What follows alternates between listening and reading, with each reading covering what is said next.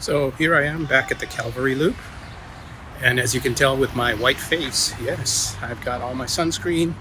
I did not bring my actual water belt. I thought I did, so I'm gonna have to carry this in my hand.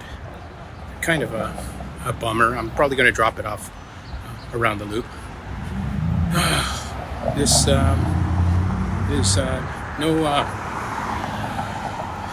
Garmin actually says I should rest, so that should give you an idea which Garmin previously had been pushing me harder and harder, and I guess yesterday was my leg day, and I also did a walk. So let's see how well we do.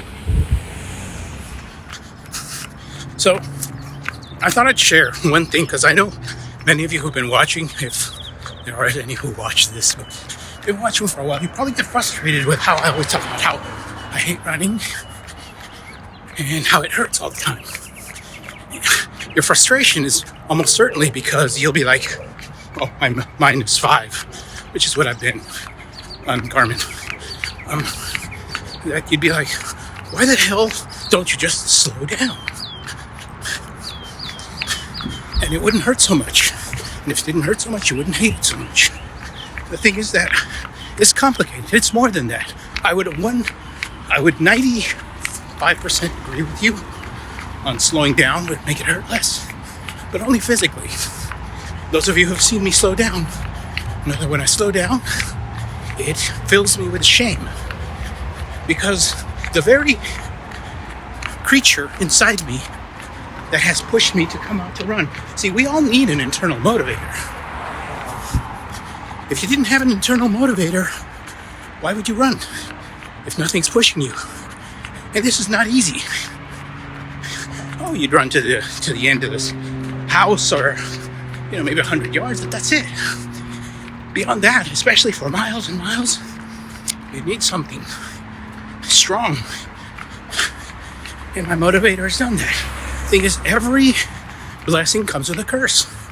If I slow down too much, that motivator starts to drive me crazy, filling me with shame. Shame that only if you're in my place would you understand. Of course, your motivator works differently, but in some other way, your motivator will probably drive you crazy, or whatever it is. That's my whole point, is it's not as simple. I'm not trying to justify my failure to be a perfect runner. No, I want to be a better runner. What I'm saying is that I'm not a robot. Even though I see what appears to be the solution, slow down.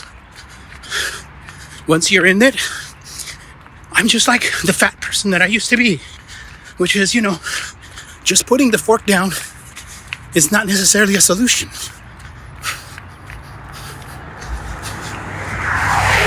We're not robots. I'm an imperfect being who's trying.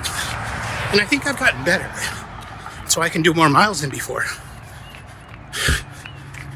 It still hurts, and it maybe always will. At least it seems like, at least for me, that pain isn't completely ending my motivation, which is important. Because for many, the amount of pain I go through, it would make no point for you to keep doing this. My point is, whatever cross you bear, it's not just one-sided where you just fix it on one end. It'll cause other problems, just like me. But it's good that we always look for ways to reduce them. I lost my weight. I conquered that. I conquered smoking. I conquered an eating disorder that had been with me for decades.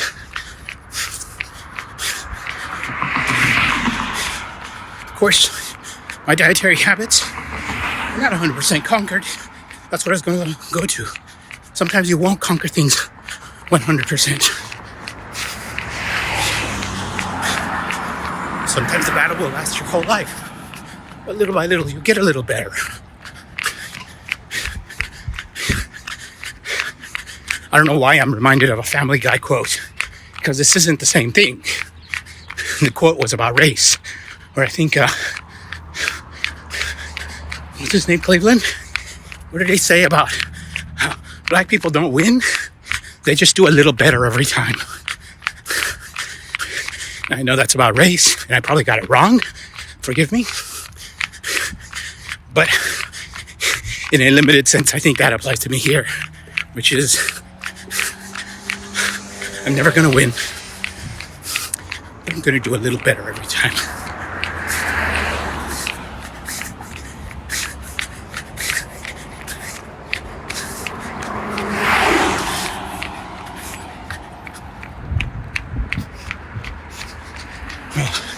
It says I'm approaching the Calvary Lap. This is a segment on Strava.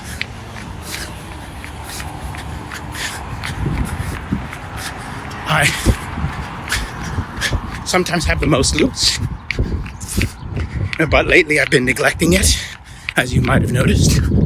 So I'm probably off the list now.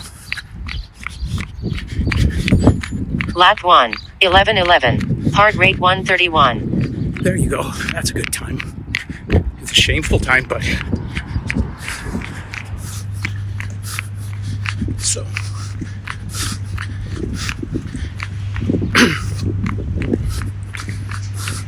I do this little loop in the cemetery. Lap 2, 10:02, heart rate 135.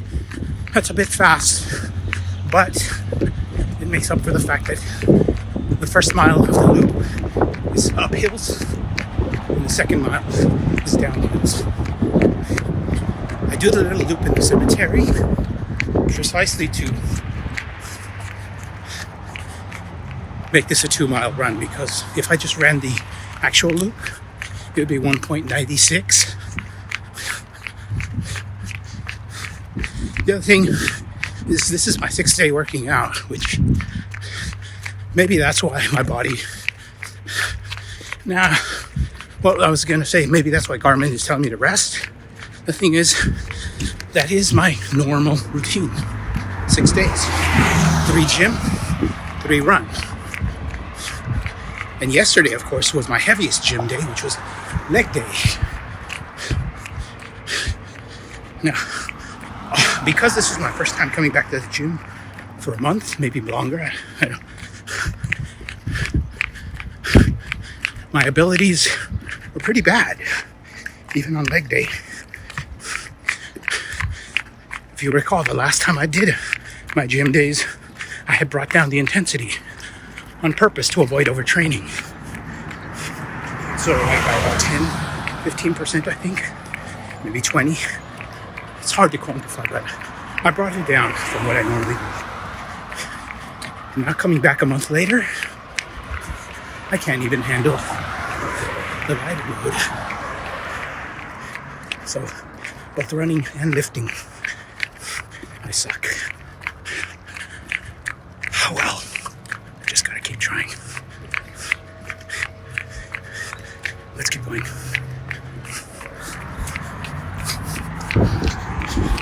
My guess is the temperature's around 85. Since it's about noon, I thought I'd share that running in the sun is doubly hard. First, because you need to get acclimated to the heat. But the other thing is, like 85 degrees in the sun is harder than 90 degrees in the dark. I hope you get that. 85 in the sun is still harder than 90 in the dark.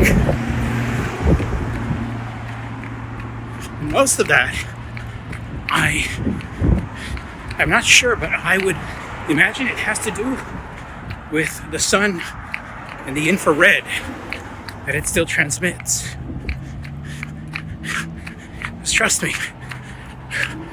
The only reason I'm not absolutely crying with shame at my terrible times is that up to a certain point, this feels like I'm already near the top of my abilities.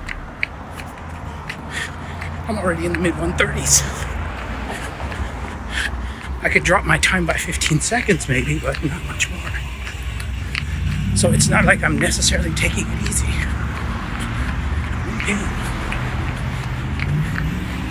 And I know most of it is just the heat. Well, not just the heat, but the fact that I'm not acclimatized to it. I need a few runs. Lap 6, 10:33. Heart rate 135. I've already lost 30 seconds off my last time. Okay. Let's keep going.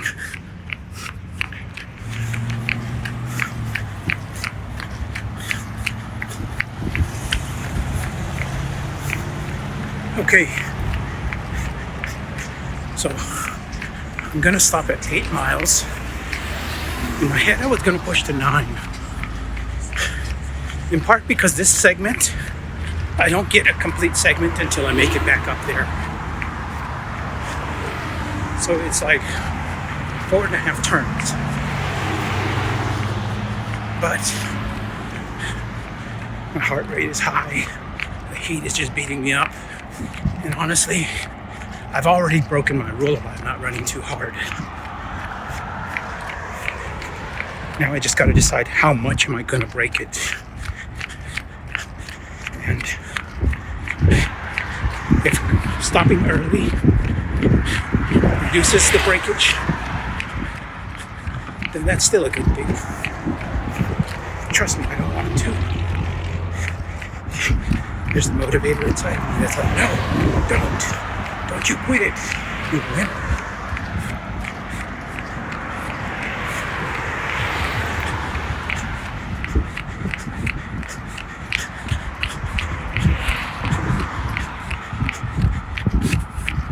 But yeah, I gotta stop. I'll meet you at the end.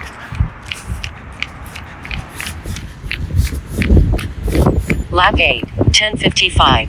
Heart rate 139.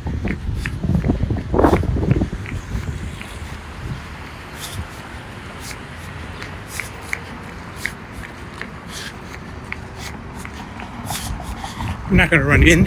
I'm just gonna run around this sign.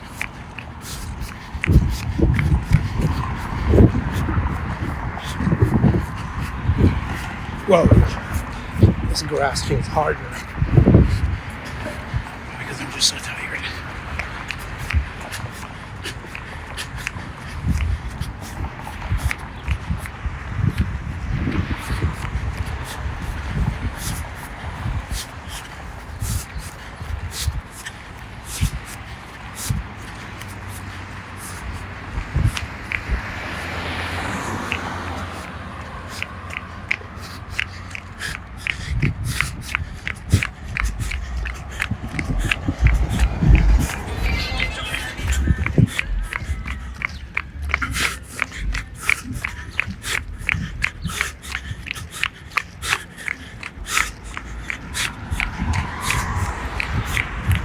Whoa.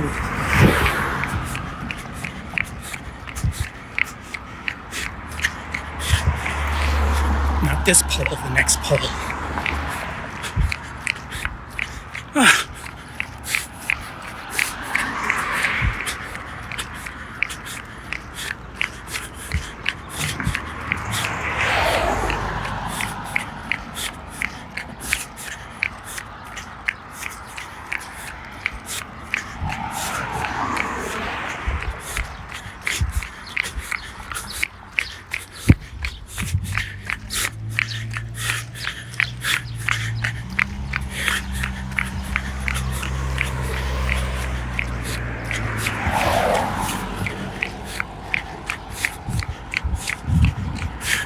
$144.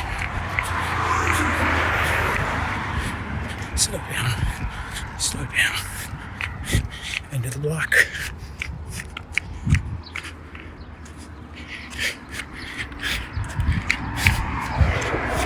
Okay, 8.20.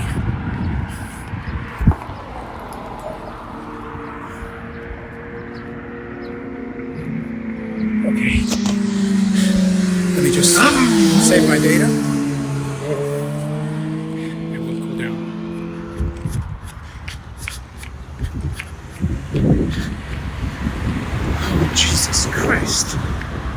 supposed to be my cool down.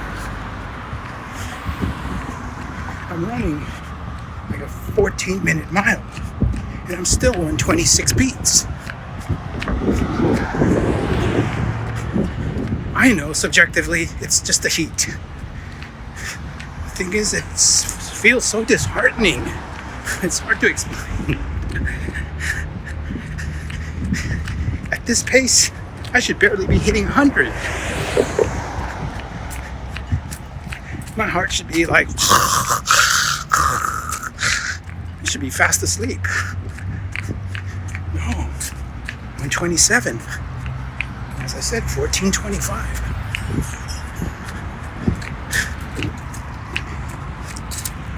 Oh, we still got some water. I'm gonna finish it now.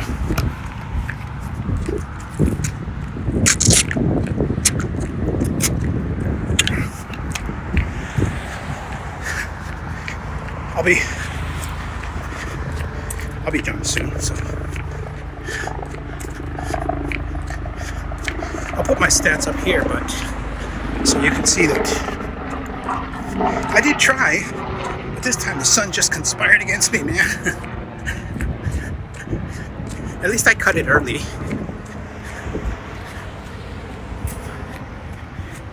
Okay, that's it for this one. My arm hurts, so I'll let you go. See you in the next run.